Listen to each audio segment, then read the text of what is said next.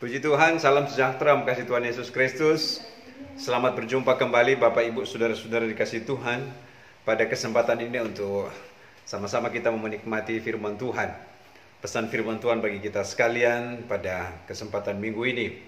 Tuhan baik bagi saudara-saudara sekalian dan kita semua. Sehingga kesempatan yang Tuhan berikan kita boleh lagi menggunakan kesempatan ini untuk kita mau menghampiri hadirat Tuhan. Mari saudara-saudara, sebelum saya menyampaikan pesan firman Tuhan, kita sama-sama berdoa. Mari kita berdoa. Kami bersyukur kepada Tuhan untuk kesempatan ini.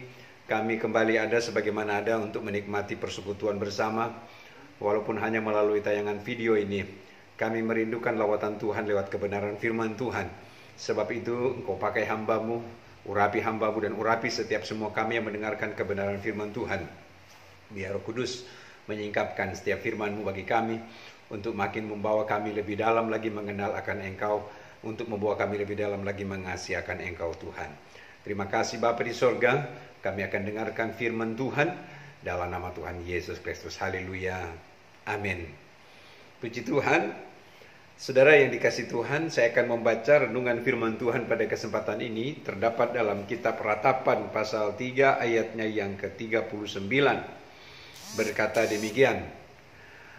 Ratapan pasal 3 ayat 39, firman Tuhan berkata begini. Mengapa orang hidup mengeluh? Biarlah setiap orang mengeluh tentang dosanya. Saudara, puji Tuhan. Saudara, kitab Ratapan ini adalah kitab yang menulis kisah tentang keberadaan bangsa Israel. Iya, yang ditulis dalam bentuk sebuah ratapan. Iya, yang mana menulis banyak hal yang berkaitan dengan penderitaan yang dialami oleh bangsa Israel yang disebut sebagai Sion. Saudara-saudara dikasih Tuhan, di mana mereka di negeri Babel, mereka mengalami banyak hal, persoalan, pergumulan dan penderitaan yang mereka alami. Dan lewat ayat ini, kitab Ratapan berkata, mengapa orang hidup mengeluh? Saudara, hal ini tentu punya alasan sehingga Ratapan menulis mengapa orang hidup mengeluh. Karena ketika dia melihat bagaimana umat pilihan ini, ketika mereka berada di Babel, mereka menghadapi berbagai hal yang membuat mereka begitu terbedaya dengan persoalan, pergumulan kehidupan di negeri orang. Ya. Dan juga pun dengan segala keluhan-keluh karena diakibatkan karena persoalan-persoalan dan pergumulan-pergumulan hidup itu, saudara. Dan setidaknya hal ini pun juga menjadi sebuah gambaran dalam kehidupan kita yang kita masih ada di bawah kolong langit ini, saudara. Yang tidak lepas dari apa disebut dengan pengeluhan. Saudara-saudara, keluhan-keluhan.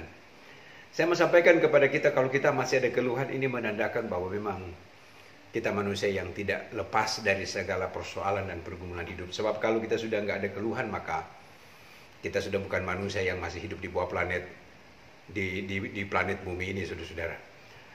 Sesungguhnya pergumulan dan persoalan dalam hidup kita, firman Tuhan berkata, adalah bagian dari cara Tuhan untuk memproses kehidupan kita, untuk menjadi dewasa dan menjadi sempurna.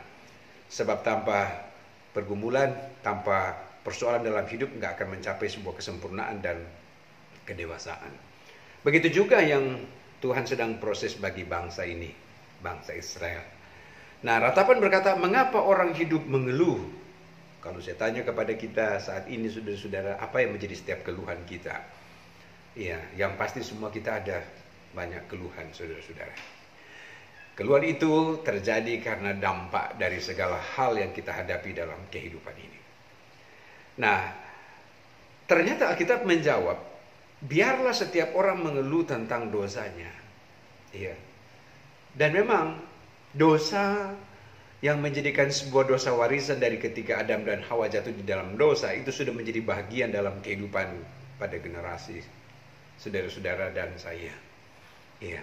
Akibat dari dosa ketika Adam dan Hawa jatuh dalam dosa, maka Alkitab menulis kitab Kejadian itu. Mereka akan mengalami berbagai kesusahan-kesusahan dalam perjalanan hidup. Nah, karena konsekuensi dari dosa. Dari keluhan yang ditulis kitab Ratapan di sini ada hal yang menarik, saudara-saudara. Sekalipun memang Alkitab sudah menulis bahwa Biarlah setiap orang mengeluh tentang dosanya.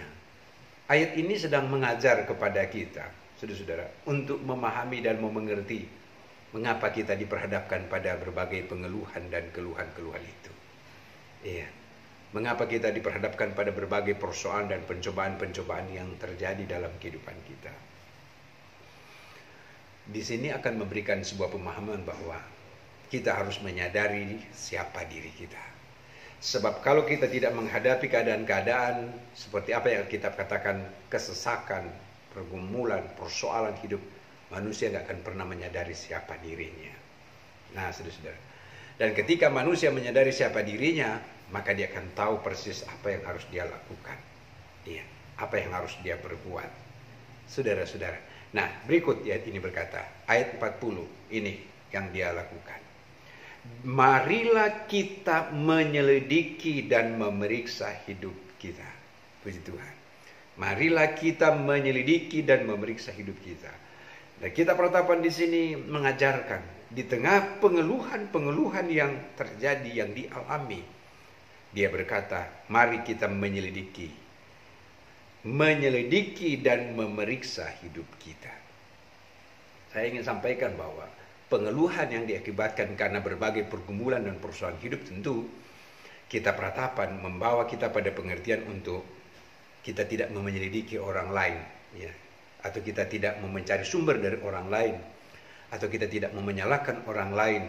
Mengapa hal ini terjadi? Mengapa ada pengeluhan? Mengapa ada keluhan-keluhan? Tetapi firman berkata, kita menyelidiki dan memeriksa diri kita. Artinya di sini bahwa jawaban ada pada diri kita masing-masing, saudara-saudara. Jawaban ada pada diri kita karena Alkitab mengajarkan demikian, saudara-saudara. Untuk kita tidak mencari jawaban dari luar sana. Mari kita menyelidiki dan memeriksa hidup kita, saudara-saudara. Artinya menyelidiki dan memeriksa kehidupan saya, kehidupan saudara-saudara sekalian. Dan saya percaya ketika kita memeriksa diri kita, maka kita akan makin lebih tahu lagi siapa diri kita. Saudara-saudara dikasih Tuhan. Sehingga kalau apapun yang kita alami dalam hidup ini, saudara-saudara, maka kita tidak akan menyalahkan orang lain, tetapi kita akan menyadari bahwa aku ini orang berdosa. Dan kalau aku ada, ini karena kemurahan Tuhan, karena kebaikan Tuhan. Dan kalau aku ada menghadapi berbagai kondisi-kondisi yang ada, Tuhan sedang memproses saya untuk menjadi pribadi yang dewasa.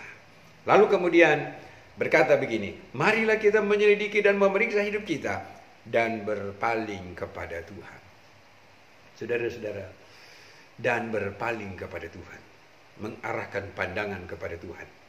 Saudara menghadapi banyak pengeluhan, maka kita jangan lari dari Tuhan, tetapi kita kembali kepada Tuhan. Kita berpaling kepada Tuhan.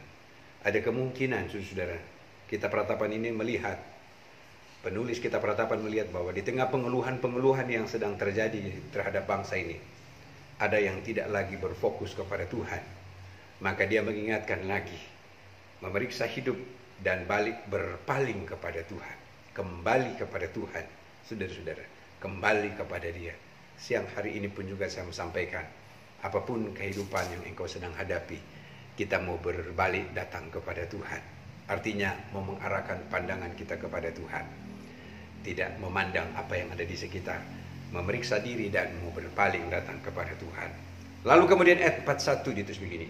Marilah kita mengangkat hati dan tangan kita kepada Allah di surga. Dia mengajak dalam ayat sini juga, mengangkat hati adalah bicara ketika kita datang mau mengucap syukur kepada Tuhan, mau berdoa, mau memberi hati kita kepada Tuhan. Marilah kita mengangkat hati kita. Adalah ketika kita menghadapi hal apapun, kita mau datang kepada Tuhan, mau bersyukur. Seperti apa yang firman katakan, mengucap syukur dalam segala perkara. Termasuk ketika engkau sedang mengalami banyak pengeluhan sekalipun. Alkitab menulis ini. Dikatakan, marilah kita mengangkat hati. Mengangkat hati kepada Tuhan. Saudara-saudara kasih Tuhan. Dengan kita mengangkat hati adalah bicara kita menaikkan pujian dan syukur, terima kasih, ucapan syukur, terima kasih kepada Tuhan. Membangun komunikasi persekutuan dengan Tuhan, saudara-saudara. Dan mengangkat tangan kita adalah bicara penyerahan kita kepada Tuhan. Artinya di tengah pengeluhan dan segala persoalan hidup, firman berkata, mengangkat hati, membangun sebuah persekutuan dengan ucapan syukur kepada Tuhan. Dan mengangkat tangan kita adalah bicara penyerahan kita kepada Tuhan. Saudara dikasih Tuhan, penyerahan adalah menyerahkan seluruh persoalan pergumulan hidup kita kepada Tuhan. Kita tidak mampu sendiri, tapi kita mau percaya Tuhan yang sanggup menolong. Mengangkat tangan kita, arti tanda kita menyerah, berserah kepada tangan Tuhan yang berkuasa, yang sanggup menolong saudara-saudara sekalian. Ayat terakhir saya baca di ayatnya yang ke-50. Sampai Tuhan memandang dari sorga atas dan melihat dari sorga. Sampai Tuhan memandang dari atas dan melihat dari sorga. Puji Tuhan. Mata Tuhan tertuju kepada dua perkara dalam konteks ini, yaitu mereka yang mengangkat hati, yang membangun persekutuan dengan Tuhan, yang datang memberi hati kepada Tuhan dengan ucapan syukur, dan mereka yang berserah yang mengangkat tangan. Maka firman berkata, Tuhan memandang dari atas dan melihat dari sorga kepada mereka ini. Pujinya ada di situ, saudara kasih Tuhan. Puji Tuhan, ketika kita mau membangun persekutuan dengan Tuhan dan mau berdoa, memberi hati, mengucap syukur, ketika kita mau berserah, firman berkata, Tuhan memandang engkau. Siang sore hari ini saya menyampaikan kepada kita, Tuhan tahu setiap pribadi kita apa yang kita alami dalam setiap pengeluhan-pengeluhan. Dan saya percaya mata Tuhan tertuju kepada kita ketika kita mau berserah kepada Tuhan dan ketika kita mau datang kepadanya, ketika kita mau datang dengan ucapan syukur dalam persekutuan. Haleluya. Bapak Ibu Saudara kasih Tuhan, apapun pergumulan dalam hidup, saya percaya Tuhan ada dan melihat setiap hatimu, karena Dia melihat hati. Bagaimana hatimu ketika engkau menghadapi berbagai pengeluhan? Mari datang kepada Tuhan. Tidak mengandalkan kekuatan diri, tapi mau menaruh percaya dan berserah kepada tangan Tuhan yang berkuasa. Amin firman Tuhan. Kiranya Roh Kudus memeteraikan firman-Nya di dalam engkau. Mari sama-sama kita datang mau berdoa. Kami bersyukur kepada Tuhan untuk firman Tuhan yang mengingatkan kami bahwa kami menyadari ada banyak pengeluhan yang kami alami yang diakibatkan dengan berbagai persoalan pergumulan hidup. Tetapi dengan hal itu akan membawa kami untuk makin dekat kepada Tuhan. Untuk kami datang mau bersekutu dengan Engkau, memberi hati dengan ucapan syukur, dan membawa kami senantiasa makin dekat kepada Tuhan. Mampukan kami Bapa di dalam surga, dan kami percaya ketika kami datang dan mau berserah sepenuhnya dalam tangan Tuhan, maka Tuhan melihat dari surga, dan Engkau melihat dan memberkati setiap kami. Hamba serahkan semua kami dalam tangan-Mu. Apa yang menjadi pengeluhan mereka, pergumulan mereka, kami percaya mata Tuhan tidak tertutup, mata Tuhan terbuka, dan tangan Tuhan tidak kurang panjang, tetapi sanggup untuk menjangkau setiap kami anak-anak-Mu, setiap kami umat-umat-Mu yang dihadapkan pada berbagai pergumulan. Engkau tidak biarkan kami, Engkau ada bersama kami, memegang tangan kami. Berkati jemaat Tuhan, berkati kami semua. Di dalam nama Tuhan Yesus Kristus, pertolongan Tuhan nyata dalam setiap kami. Terima kasih Bapa, meteraikan firman-Mu di dalam kami. Yang kami syukurkan itu di dalam nama Tuhan Yesus Kristus. Haleluya. Amin. Tuhan Yesus memberkati saudara-saudara sekalian. Haleluya. Puji Tuhan.